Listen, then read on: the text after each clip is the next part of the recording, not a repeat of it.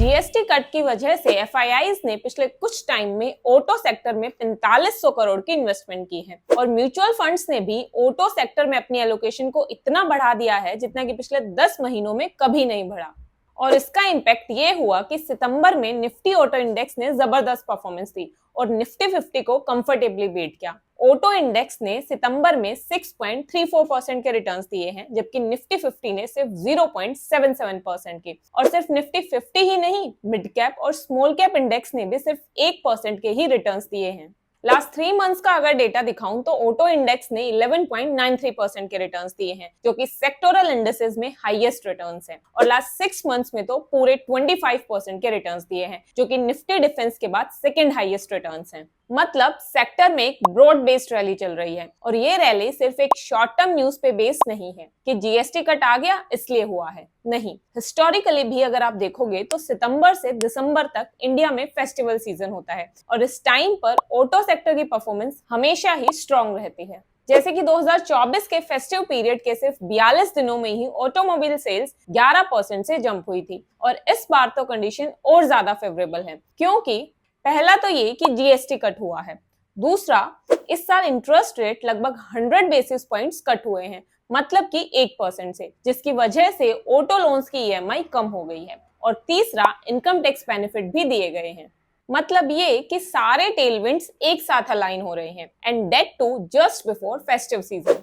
और इन सभी टेलविंड्स का इफेक्ट हमें तुरंत दिख भी रहा है। 22 सितंबर 2025 को जिस दिन जीएसटी कट रोल आउट हुआ, उस दिन मारुति सुजुकी ने एक ही दिन में 30,000 व्हीकल सेल किए, जो उनके पिछले 35 सालों की बेस्ट परफॉर्मेंस रही। हुंडई ने भी एक ही दिन में 11,000 से ज्यादा व्हीकल्स बेचकर अपना 5 साल का रिकॉर्ड तोड़ दिया और टाटा मोटर्स ने भी एक ही दिन में 10,000 से ज्यादा व्हीकल सेल किए। तो व्हीकल्स की इतनी सेल इसलिए बढ़ी क्योंकि जीएसटी कट की वजह से सभी गाड़ियां सस्ती हो गई हैं। मारुति स्विफ्ट करीब 85,000 सस्ती हो गई, टाटा नेक्सन 1,55,000 और महिंद्रा स्कॉर्पियो 1,01,000 से। ऐसे ही फॉर्च्यूनर भी करीब 3.5 लाख तक सस्ती हो गई है। तो जब कार्स इतनी सस्ती हो जाती हैं तो नेचुरली लोग सोचते हैं कि यार अब तो ले ही लेते हैं, अच्छा मौका है। लेकिन एज एन इन्वेस्टर हमें सिर्फ सेल्स और प्राइस कट्स देखना ही काफी नहीं है, बल्कि इंडेक्स की वैल्यूएशंस को भी समझना जरूरी है। इसलिए अब हम ऑटो इंडेक्स की वैल्यूएशंस को समझेंगे। सबसे पहले बात करते हैं पीई रेशियो की। देखो, एक स्टॉक या सेक्टर का पीई रेशियो जितना हाई होता है, सेक्टर उतना ही एक्सपेंसिव माना जाता है। तो अभी निफ्टी ऑटो इंडेक्स का पीई 27.8 है, जो कि पिछले 3 साल के मीडियन पीई 25.4 से थोड़ा ऊपर है। मतलब शॉर्ट टर्म में वैल्यूएशंस थोड़े से महंगे हैं। लेकिन अगर हम इसका पिछले 5 साल का मीडियन पीई देखें तो वो 31.6 है और 10 साल का देखें तो वो 33 है। इसका मतलब लॉन्ग टर्म हिस्ट्री के हिसाब से वैल्यूएशंस अभी भी रीजनेबल हैं और ओवर प्राइस्ड नहीं है। अब बात करते हैं पीबी रेशियो की। इसे मैं आपको एक एग्जांपल से समझाती हूँ, फिर आपको ज्यादा अच्छे से समझ आएगा। मान लो एक कंपनी के पास 100 रुपए के एसेट्स हैं और अगर मार्केट उस कंपनी की वैल्यू 200 रुपए लगाती है तो इसका पीबी रेशियो 2 होगा। अगर पीबी रेशियो कम है तो इसका मतलब स्टॉक या सेक्टर कंपैरेटिवली सस्ता है, और अगर पीबी रेशियो ज्यादा है तो स्टॉक या सेक्टर महंगा है। अभी ऑटो इंडेक्स का पीबी रेशियो 4.8 है, जबकि इसके 3, 5 और 10 साल का मीडियन हमेशा 4.9 से 5 के आसपास रहा है। मतलब अभी के वैल्यूएशंस अपने हिस्टोरिकल एवरेज से थोड़ा चीप दिख रहे हैं। तीसरा रेशियो है डिविडेंड यील्ड। मान लो आपने 100 रुपए का शेयर खरीदा और कंपनी ने आपको 5 रुपए का डिविडेंड दिया, मतलब आपको 5% का रिटर्न मिला। इसी को हम डिविडेंड यील्ड कहते हैं। अभी ऑटो सेक्टर का डिविडेंड यील्ड है 1.12%, जबकि हिस्टोरिकल एवरेज हमेशा 1% के आसपास रहा है।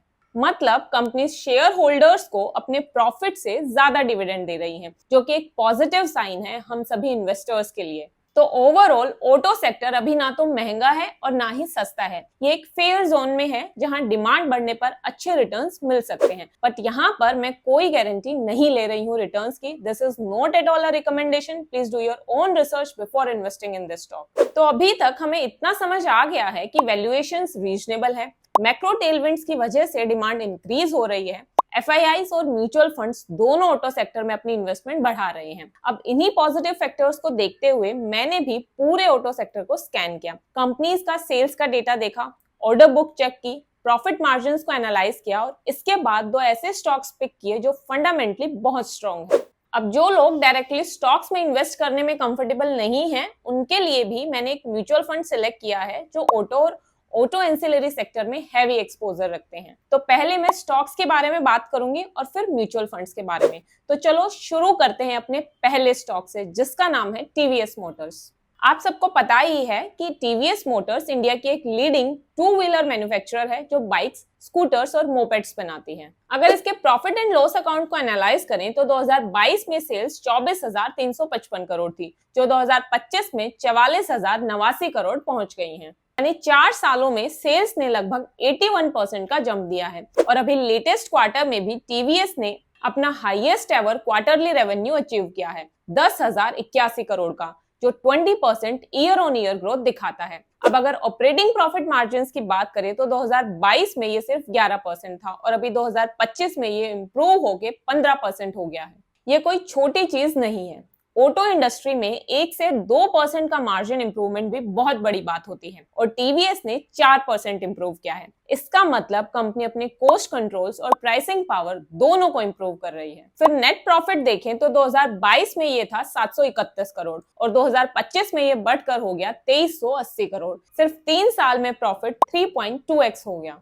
इस प्रॉफिट ग्रोथ के पीछे सिर्फ डोमेस्टिक सेल्स नहीं बल्कि एक्सपोर्ट्स और ईवी सेगमेंट का भी बड़ा कंट्रीब्यूशन है। और ईपीएस भी 2022 में 15.9 से बढ़कर 2025 में 47 हो गया। मतलब शेयर होल्डर्स के लिए वैल्यू क्रिएशन बहुत स्ट्रॉन्ग रही है। अब यहाँ पर एक और इम्पोर्टेंट चीज हाईलाइट करनी जरूरी है, जो कि है इंटरेस्ट कॉस्ट। इंटरेस्ट कॉस्ट 2022 में 940 करोड़ थी और 2025 में ये बढ़कर 2093 करोड़ हो गई। मतलब कंपनी ने एक्सपेंशन और ग्रोथ के लिए डेट का यूज किया है। जैसे कि बैलेंस शीट से अगर एग्जैक्ट फिगर्स देखें तो 2022 में बोरोइंग्स 15,827 करोड़ थी, जो 2025 में 28,609 करोड़ हो गई। नॉर्मली डेट बढ़ना रिस्की होता है, लेकिन यहाँ कॉन्टेक्स्ट समझना बहुत इंपॉर्टेंट है। देखो, इसी पीरियड में नेट प्रॉफिट जो है ना वो 731 करोड़ से बढ़कर 2380 करोड़ हो गया, करीब 3 गुना। और डेट का इंटरेस्ट बढ़ा है करीब 2 गुना। मतलब प्रॉफिट जो है वो डेट से ज्यादा फास्ट ग्रो हुआ है। इसका मतलब डेट मैनेजेबल है और अर्निंग्स कंफर्टेबली इंटरेस्ट को कवर कर रही हैं। अब अगले पॉइंट में अगर कंपनी की कंपाउंडेड सेल्स ग्रोथ देखें तो ये पिछले 3 साल में 22% सीएजीआर से बढ़ी है और 5 साल में 19% से।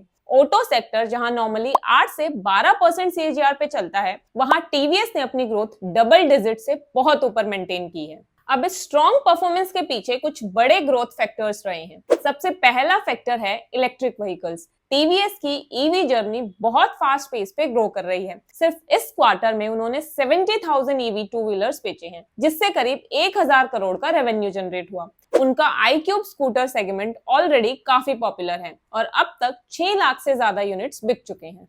दूसरा ग्रोथ फैक्टर है एक्सपोर्ट्स। इंटरनेशनल बिजनेस में टीवीएस ने 40% की ग्रोथ दिखाई है, जबकि इंडस्ट्री एवरेज सिर्फ 23% था। ये एक बड़ा आउट परफॉर्मेंस है।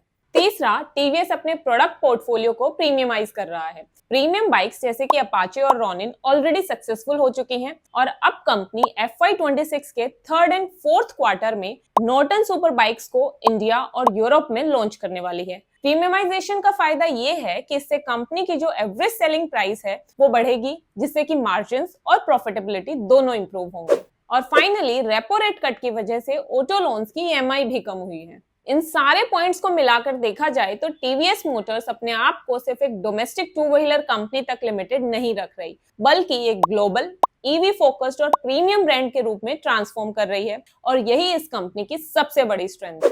अब इसके बाद हमारा सेकंड स्टॉक है मारुति सुजुकी। मारुति की सेल्स नंबर्स अगर देखें तो 2022 में मारुति की सेल्स थी करीब 88,000 करोड़ और 2025 में ये बढ़कर हो गई है 1,53,000 करोड़। यानी सिर्फ 3 सालों में सेल्स में 73% का जंप आया है। इस ग्रोथ का एक बड़ा रीजन है उनका एक्सपोर्ट बिजनेस। FY26 के फर्स्ट क्वार्टर में ही मारुति ने इंडिया के टोटल पैसेंजर व्हीकल्स एक्सपोर्ट का 47% मार्केट शेयर कैप्चर किया है। मतलब लगभग आधी कार्स जो इंडिया से एक्सपोर्ट हुई वो मारुति की ही थी। मारुति की फ्रोंक्स कार तो सिर्फ 25 महीने में 1 लाख से ज्यादा यूनिट्स एक्सपोर्ट करके इंडिया की हाईएस्ट एक्सपोर्टेड कार बन गई है। अब मार्जिन्स की बात करें तो ये और भी इंटरेस्टिंग है। 2022 में मारुति का ऑपरेटिंग प्रॉफिट मार्जिन सिर्फ 7% था, लेकिन 2025 तक वो इंप्रूव होके 13% हो गया। ये इंप्रूवमेंट इसलिए आई क्योंकि कंपनी अपना प्रोडक्ट मिक्स चेंज कर रही है।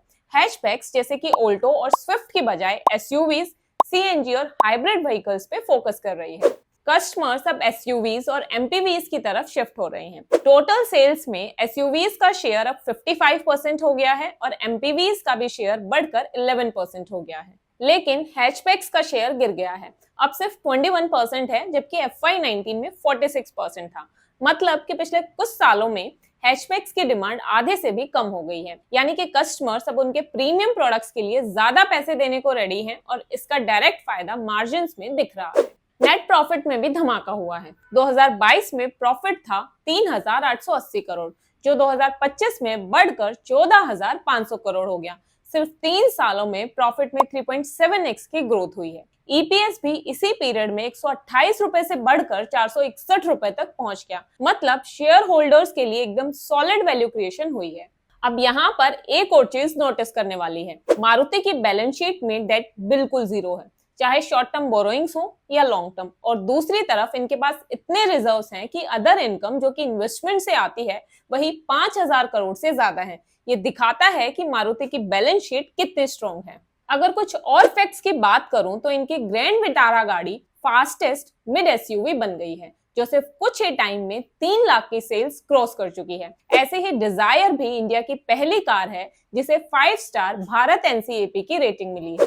तो ओवरऑल पिक्चर ये है कि मारुति अब सिर्फ सेल्स में लीडर नहीं है, बल्कि इसके मार्जिन्स और ब्रांड पोजीशनिंग दोनों में ही बहुत ही जबरदस्त इंप्रूवमेंट हुई है। तो ये थे ऑटो सेक्टर के टॉप 2 स्टॉक्स जिनके फंडामेंटल्स काफी स्ट्रॉन्ग हैं। अब बात आती है उन लोगों की जो डायरेक्टली स्टॉक्स में इन्वेस्ट करने में कंफर्टेबल नहीं है। उनके लिए सबसे बेस्ट ऑप्शन है ऑटो सेक्टर के इंडेक्स फंड्स में इन्वेस्ट करना। सिंपल शब्दों में बताऊं तो ये फंड ऑटो सेक्टर के सभी बड़े स्टॉक्स में इन्वेस्ट करता है, जैसे कि Maruti Suzuki, Tata Motors, Mahindra and Mahindra, Bajaj auto, Ashok Leyland, TVS Motors और संवर्धना मदरसन और बाकी एंसिलरी कंपनीज में भी ये इन्वेस्ट करता है। मतलब अगर ऑटो सेक्टर ग्रो करेगा तो आपको पूरे सेक्टर की ग्रोथ का फायदा इस एक ही फंड में मिलेगा, वो भी बिना किसी एक स्टॉक चुनने की टेंशन के। अब ऑटो सेक्टर के रिसेंट लास्ट 3 और 6 मंथ्स के रिटर्न्स तो मैं आपको दिखा ही चुकी हूँ। अगर लॉन्ग टर्म रिटर्न्स भी दिखाऊं तो ऑटो सेक्टर ने पिछले 5 सालों में 28.60% के रिटर्न्स दिए हैं और इसके सिंस इंसेप्शन रिटर्न्स भी काफी अच्छे हैं, 17.77%। इंडेक्स फंड में इन्वेस्ट करने का एक और फायदा ये है कि इसमें एक्सपेंस रेशियो बहुत कम होता है।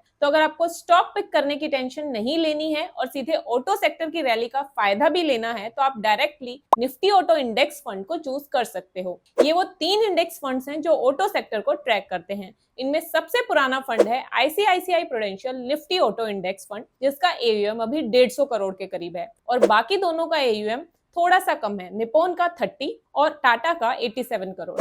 तो एयूएम के हिसाब से तो इन तीनों में से आईसीआईसीआई फंड ज्यादा बेटर लग रहा है। बाकी आप अपनी कन्वीनियंस के हिसाब से इन तीनों में से कोई भी इंडेक्स फंड चूज कर सकते हो।